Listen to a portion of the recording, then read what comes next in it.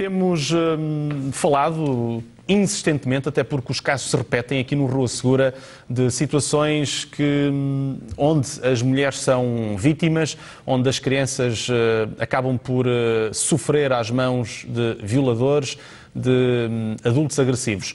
Hoje convidámos dois homens ligados à ciência forense, um psicólogo e um enfermeiro, para tentarmos perceber o que é que esta ciência, o que é que esta especialidade pode fazer nos casos mais graves de violência doméstica, de abusos, de agressões. Vamos estender aqui a conversa também de forma alargada. Francisco Moita Flores. Os convidados são Mauro Paulino, psicólogo forense, que aliás já aqui esteve várias vezes.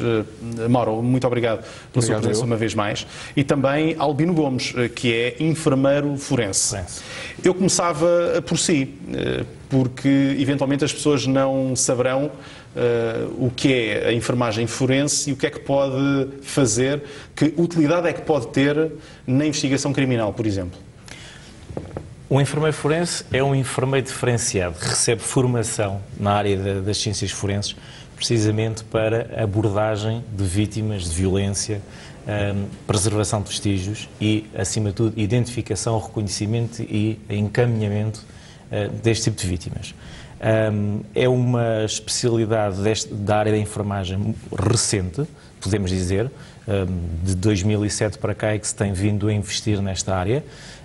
E dentro daquilo que me questiona, o grande trabalho tem a ver com as vítimas que entram nos serviços de urgência e que são recebidas quase sempre em primeiro plano pelos enfermeiros e também, por outro lado, os enfermeiros que trabalham na emergência pré-hospitalar e que vão aos casos logo in loco onde ocorreu um ato de violência e que iniciam o processo de, em primeiro lugar, a identificação da situação em si, em segundo lugar, a preservação dos vestígios e depois o encaminhamento para o sistema judicial. Este tipo ou esta especialidade da enfermagem estuda-se à parte? Há uma especialização depois de se tirar o curso de enfermagem? Sim.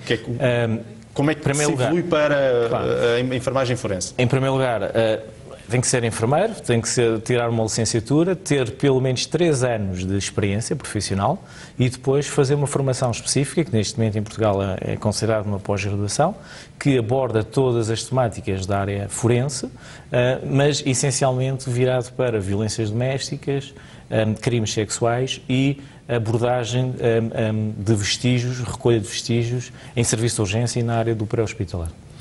E depois, os hospitais, como é que o vosso trabalho depois é agilizado numa urgência de hospital? Estão identificados? São, enfim, desviados para casos que possam eventualmente analisar com outros olhos? Ou não? Ou fazem o serviço normal e depois, se tropeçarem em casos, é que usam os vossos conhecimentos? Sim, pois é uma realidade diferente daquilo que devia ser. O ideal seria o que acontece noutros países, que era haver um profissional só dedicado a tempo inteiro para estas atividades. O que acontece é que é um profissional que está a exercer as suas atividades no serviço de urgência e quando identifica situações de suspeitos, inicia a sua atividade porque tem outro tipo de preparação que os restantes colegas não têm. E por isso acaba por ser uma dualidade. Por um lado presta cuidados e por outro lado faz a sua abordagem forense. Esta ligação depois com a polícia, como é que isto é articulado? Porque os vestígios, as informações que recolhem dos corpos, as pistas, terão que ser depois tratadas e entregues à polícia, presumo eu. Sim. O principal trabalho começa logo aqui por um vestígio que faz muita falta à polícia judiciária, neste caso, que é responsável pela investigação, quando falamos de crimes violentos, que é a roupa. E a roupa é um dos vestígios mais importantes. E começa logo por aí o cuidado de guardar a roupa.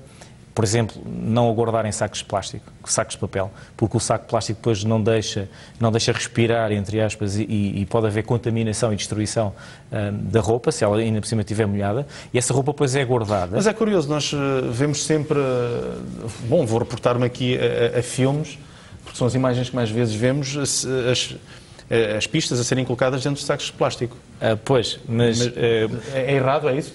Depende do tipo de vestígios, não é? Quando falamos de roupa... Roupa não pode ser. Roupa não. Mas, por exemplo, um invólucro, uma bala, pode ter um... Também é papel.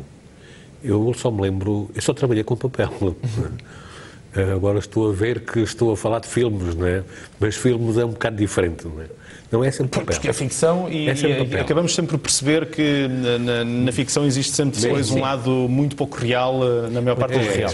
Eu penso que depois existe um papel muito importante na identificação. E, por exemplo, quando falamos na questão dos maus tratos e na violência doméstica, muitas vezes aquelas vítimas, quando recorrem aos hospitais, nunca contam verdadeiramente a história. E cabe ao profissional, porque tem algumas lesões suspeitas, a recolher aquela informação e perceber onde é que está a verdade. E muitas vezes essa identificação pode ser muito benéfica para o rumo que a investigação vai levar. E depois os registros que são feitos. Porque muitas vezes depois, no caso de investigações, onde, por exemplo, ocorrem situações de morte violenta, vítimas chegam por falecer no serviço de urgência, a Polícia Judiciária, quando inicia a sua investigação, recorre muitas vezes aos registros que são feitos. Porquê? Porque, ao fim e ao cabo, eles também não sabem o que é que foi feito dentro daquela sala de emergência. Por exemplo, para lhe dar um exemplo, um indivíduo que foi agredido por um ferimento de arma de fogo, e, por exemplo, fez um traumatismo torácico com presença de ar e sangue no tórax, o vulgo pneumotórax e hemotórax, e foi preciso, por uma situação de salvar-lhe a vida, colocar uma drenagem torácica. Para a investigação criminal, aquele trajeto que foi feito com aquela manobra neste caso de life-saving, pode induzir à investigação como uma possível orifício de entrada de outro projétil. Agora, imaginando que a vítima morre, em sala de autópsia, pode haver alguma dificuldade grande em perceber se estamos a falar de um trajeto, de uma técnica invasiva para reanimação ou de um projétil. E se ficar registado adequadamente que foram feitas estas manobras, foram aplicados estes medicamentos, foram feitas estas técnicas, quando a investigação vai recolher estes dados, consegue ter uma visão completamente diferente. E repare, eu acho que até as próprias equipas de emergência médica que vão a um local onde ocorreu um crime têm um papel extremamente importante na preservação do local, na recolha de informações no local, no próprio registro de como é que o local estava. Tiveram que desviar, por exemplo, estou-me a lembrar de casos porque trabalhei na área da emergência médica e estou-me a lembrar de casos em que as residências eram residências que, como eu costumo dizer, tinham uma única divisão, que fazia de quarto, de cozinha e de sala de estar, e que se tinha que desmontar praticamente a casa toda para ter acesso à vítima. Se não ficar descrito isso, eu acredito que a investigação criminal, quando chegar ao local para investigar, vai ter alguma dificuldade em perceber se aquilo foi feito pelas equipas que lá tiveram ou se foi uma situação pela agressão em si. Porque muitas vezes aquilo que se faz na boa intenção de preservar a vida humana, que é sempre a prioridade, pode alterar completamente um cenário, como também pode alterar as circunstâncias. E penso que isto são aspectos importantíssimos e que os enfermeiros têm um papel aqui importante nessa área de olhar com atenção, ter o índice de suspeita e dar o seu contributo para, de forma adequada nos registros, na preservação que fazem dos vestígios. O Dr. Moita Flores há bocado falava muito bem dos invólucros, das munições. Muitas vezes, se a vítima tem que ser reanimada, por exemplo, no local, não, é frequente, por distração, as equipas que têm que remover o corpo, afastar-se os invólucros do local e até os invólucros podem-se perder, não é? E depois cria problemas para a investigação. E, no fundo, as equipas estão a trabalhar em prol daquela vítima e estão a prejudicar a investigação. E é isso que nós tentamos sempre chamar a atenção. Estava aqui a lembrar-me até da questão do próprio corte da roupa da vítima, não é? O corte é essencial. O Dr. Marta está a dizer um aspecto importante, porque as equipas em geral têm quase como rotina, não é? Cortar a roupa de uma vítima e é quase a meio. Vão a meio, pegam na tesoura e cortam. A meio pode, ou então aproveitarem os orifícios que foram por armas de fogo ou armas brancas para cortar a roupa. Estão a destruir a eventual reconstituição que depois neste caso, no tempo do Dr. Moita Flores e os colegas do Dr. Moita Flores, depois querem fazer a reconstituição e a roupa foi toda destruída com os cortes. A contaminação que existe, porque a roupa foi cortada e foi deixada no local e ficou ali para um canto e até vai para o lixo. Não é? Numa sala de reanimação, por incrível que pareça, a prioridade é tanta de salvar uma vida que muitas vezes os caixotes do lixo têm vestígios importantíssimos. Porque é um atropelamento e tem vidros na roupa que, por exemplo, foram do carro que atropelou e que se calhar são importantes para a reconstituição, mas os vidros são apanhados e são colocados no caixote de lixo. Quem diz isso diz folhas, dizem ervas. É, de facto, a roupa, nestes casos, é decisiva. Porque muitas vezes a roupa, por exemplo, se houver agressão mútua ou golpes de defesa e golpes de ataque, a roupa da vítima pode ter o sangue do agressor, não é?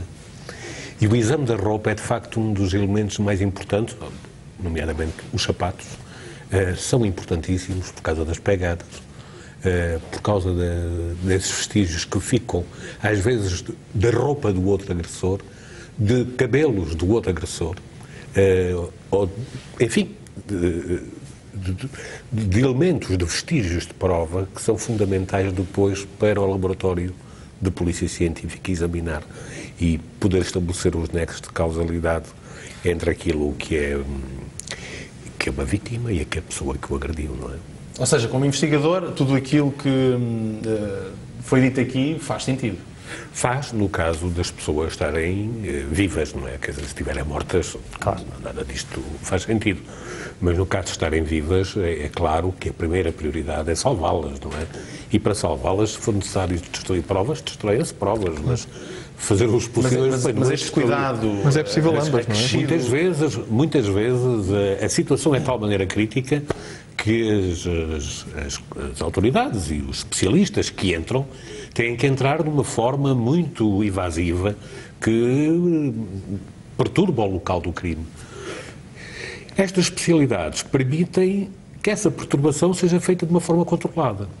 Não é um enfermeiro qualquer, não é um médico qualquer, não é um bombeiro qualquer, não é?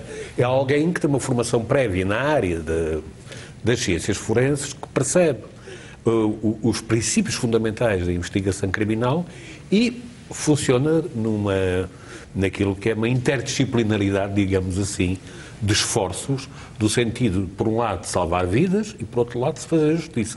São as duas preocupações que são aqui complementares, não é?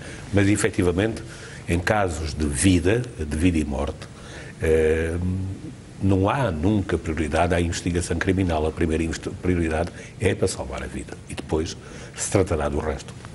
Foi dito aqui, Mauro, que na fase, por exemplo, de alguém chegar a uma urgência e, bom, com sinais de agressão, de vítima de uma violência grave, é importante também saber ouvir e saber perceber o que é dito e aquilo que não é dito, entre aquilo que é dito, não é? Exatamente, e daí o mérito desta especialidade. A investigação psicológica tem mostrado a existência de vitimização primária e vitimização secundária. O que é isto? A primária é tudo o que resulta daquela agressão, a equimose, a mazela que fica daquela agressão.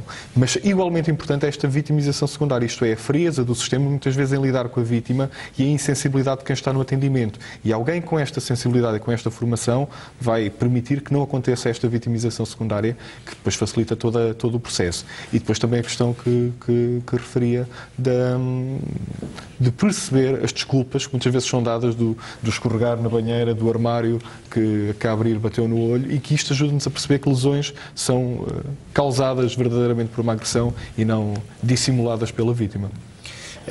A psicologia e a enfermagem aqui ligam-se ou são realidades totalmente diferentes que podem ajudar?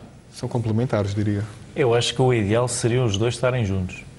Porque quando falamos, por exemplo, de abordagem de crianças vítimas de maus-tratos, é importantíssimo esta colaboração direta, porque é complicado estar a subcarregar aquela criança em estar a fazer perguntas e mais perguntas e mais perguntas. Muitas vezes mal feitas, não é? Sugestionáveis, sugerir quem é o agressor, se mexeu em alguma parte do corpo e que depois acaba por influenciar todo o testemunho. Exatamente. Por exemplo, o flagelo, que é os maus tratos nas crianças, porque as histórias vêm sempre, nunca vêm lineares a dizer eu bati no meu filho, como é óbvio. A história vem sempre, caiu das escadas abaixo, caiu da bicicleta, é traquinas, estou sempre a avisar para ter cuidado e ele faz-me isto. E depois, quando se avalia as crianças, muitas vezes temos equimoses com cores diferentes, que nos indicam logo que foram agredidas noutras alturas. Diferentes. E muitas vezes aquelas lesões não são compatíveis com a história que é feita. E, por exemplo, para dizer em relação a este trabalho conjunto, preconiza-se falar com pai e mãe em separado e com a criança em separado. E aqui possibilita tal triangulação, não é, de perguntas para ver se aquela história coincide. E está... o psicólogo tem um papel importantíssimo aqui, porque consegue extrair a história que nós pretendemos fazer o confronto com as lesões que aparecem ou que estão ali presentes. Não é? Porque, por exemplo, existem zonas ocultas em que os agressores utilizam para esconder as lesões. Por exemplo, nas mulheres e nas crianças que têm cabelo comprido, debaixo do cabelo é uma zona onde é fácil agredir porque o cabelo tapa.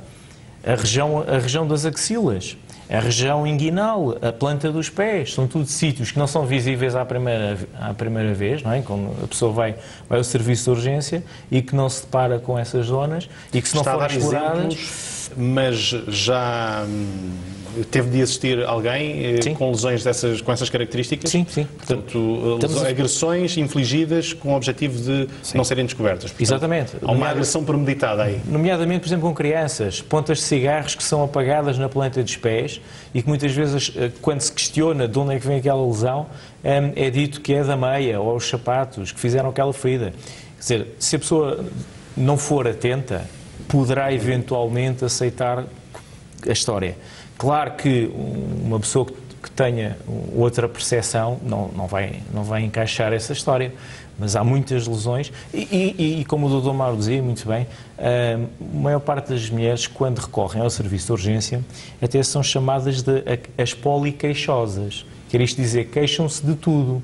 Porque, no fundo, o que elas também estão a chamar a atenção é para o estado delas. E, muitas vezes, as equipas estão subcarregadas de trabalho e, claro, que vão às prioridades e entendem que há ali uma mulher que se queixa, que tem dor de cabeça, que lhe dói as costas, que lhe dói isto, que lhe dói aquilo e muitas vezes as equipas ficam ali um bocadinho, mas afinal o que é que lhe dói? Mas na realidade o que ela está a chamar a atenção para o que ela quer dizer outra coisa. Exatamente. E depois quando se vai perceber que há algumas lesões que até têm a forma de uma mão, que têm uma marca de dedos, que têm zonas do cabelo que foram arrancadas. E quando se coloca as questões a estas vítimas, elas quase sempre conseguem arranjar uma justificação. Claro que para nós não é válida. O armário, bati contra o armário, escorreguei, e que não são compatíveis, não é? Porque muitas das lesões, aquilo que nós chamamos as lesões moldadas, não é? Que permitem quase perceber que objeto é que foi usado para provocar aquela lesão, não é compatível com o armário, não é? Porque se vê os dedos de uma mão, porque se vê uma marca de um murro que é dado, não é? Os cabelos que são arrancados, quer dizer, e isto são tudo sinais de alerta. E como hoje estamos a falar de crimes públicos, não é? Violência doméstica é um crime público, antigamente tínhamos a questão de que tínhamos que pedir autorização à vítima ou perguntar à vítima se ela queria fazer queixa, não é? E por isso também não havia muita vontade por parte das vítimas de fazer denúncia. Hoje em dia os profissionais de saúde devem, quando identificam estas situações, estamos a falar de crimes públicos, reportá-los, não é? E eu penso que só mesmo profissionais que estejam com formação para estas áreas é que estão sensíveis a alguns sinais, porque passam tão despercebidos que por vezes é preciso estar muito atento. E a investigação com vítimas de violência doméstica mostra, inclusive, que as vítimas recorrem muitas vezes aos serviços de urgência com queixas que não são aquelas que realmente aconteceram. E muitas vezes abortos espontâneos, situações deste género, têm histórias de violência doméstica por trás que, se não houver sensibilidade, acabam por passar despercebidas. Aqui entra passando agora, aqui falando da psicologia, entra aqui alguém com uma formação ligeiramente diferente, passando dos sinais físicos, o tentar retirar alguma informação é mais o seu campo? Sim, faz parte de haver uma avaliação do estado psicológico, do dano psicológico que decorre daquela violência. A investigação mostra que muitas das vítimas desenvolvem sintomas de stress pós-traumático ou desenvolvem perturbações do humor, mais sentido de perturbação depressiva. E isso é importante avaliar, até para questões de prova. Muitas vezes as vítimas são vítimas de violência psicológica só e apenas, e é necessário avaliar essa sintomatologia e qual a causalidade com as agressões que verbaliza. Porque nós vivemos muito na fantasia que só é violência aquilo que deixa marca, a equimose, a escoriação, e só isso é que é uma violência. Mas não. Tanto é que as vítimas dizem que aquilo que provoca mais dor é muitas vezes a palavra de que são alvo. A perseguição, a tensão. O isolamento social, o facto de não poderem mexer no seu ordenado, ou não poderem sair para trabalhar, ou não poderem contactar com a família, o alvo de serem ciúmes ali patológicos que não as deixam viver uma vida mais descansada, e tudo isso deixa um trauma psicológico muito efetivo. Vou fazer aqui uma relação a um caso onde foi amplamente... Lembrei-me agora, não tinha isto premeditado, mas já agora poderá ajudar aqui a perceber o papel que um enfermeiro forense ou alguém com conhecimentos ou formação forense pode contribuir, e até que ponto é que pode contribuir. O caso da morte dos estudantes na Praia do Meco. Há um sobrevivente que chega ao hospital, que diz que esteve dentro de água e que diz que está em hipotermia, mas depois, isso, quando se chega ao hospital, alguém com formação, um médico, alguém com esta formação, poderia perceber se aquela pessoa em concreto esteve efetivamente muito tempo dentro de água e está em hipotermia, ou se está apenas com muito frio. Isto é possível? Pode haver esta diferença numa situação destas e concluir-se alguma coisa, ou apenas fazer observações num relatório médico? Não, eu digo-lhe mais. Esse caso teve a presença do INEM no local. O que começava logo aí, a equipa que esteve no local tem um papel importantíssimo. Porque faz a observação do local e faz a observação... Mas o que acontece normalmente, e aquilo que os médicos fazem questão, e muito bem, quer dizer, nós estamos aqui apenas a discutir, claro. não estamos a avaliar posturas, é que as equipas de socorro prestam ajuda e as equipas de investigação e as policiais têm a função de investigar. Mas o que está a dizer é que ali as equipas médicas poderiam ter ajudado na percepção daquilo que aconteceu efetivamente. Exatamente, até porque o jovem foi transportado para o Hospital Gracia de Horta, numa ambulância, como é óbvio, acompanhado por uma equipa, e a equipa, pela observação que tem do local, pode ficar logo com a primeira visão da história que é recolhida, porque aquela vítima prestou... Uma coisa é quando a vítima está inconsciente e não transmite uma história, que não era o caso. Era uma pessoa que estava consciente e contou uma história como é que se passou. E a observação do local é importantíssima para o enquadramento daquela história. Respondendo à questão que coloca, claro que no hospital é possível perceber se, por exemplo, a vítima diz que teve 30 minutos, 40 minutos, 1 hora dentro de água, consegue-se perceber isso. Porque existem marcas na pele que vão dar essa indicação. Se de facto ele esteve exposto, e a própria hipotermia, a baixa temperatura que o corpo corporal também dá indicação.